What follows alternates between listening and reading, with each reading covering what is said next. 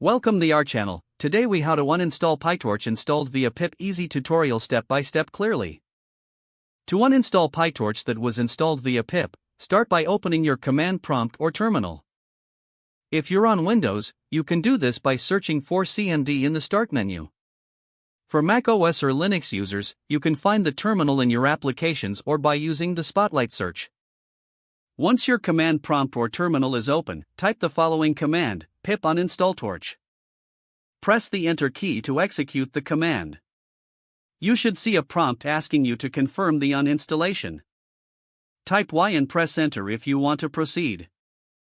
The uninstallation process will begin, and you'll see messages indicating the progress.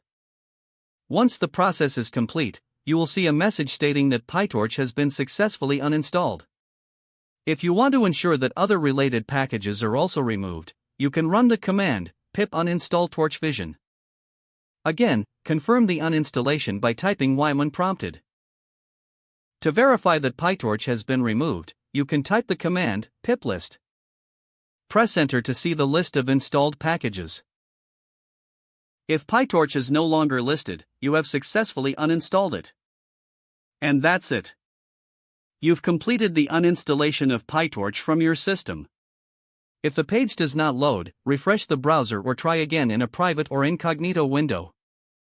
Make sure you are using the correct email address, then retype it carefully to avoid small typos. If your password is not accepted, use the reset option and create a new strong password you can remember. Check your spam folder for verification or security emails, then complete any requested confirmation steps.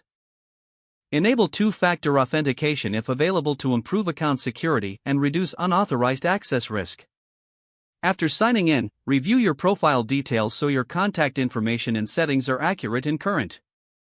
If you see an error message, note it down and try again after restarting your device and internet connection. Log out when you finish, especially on shared devices, to keep your account and payment information secure. If the page does not load, refresh the browser or try again in a private or incognito window. Make sure you are using the correct email address, then retype it carefully to avoid small typos.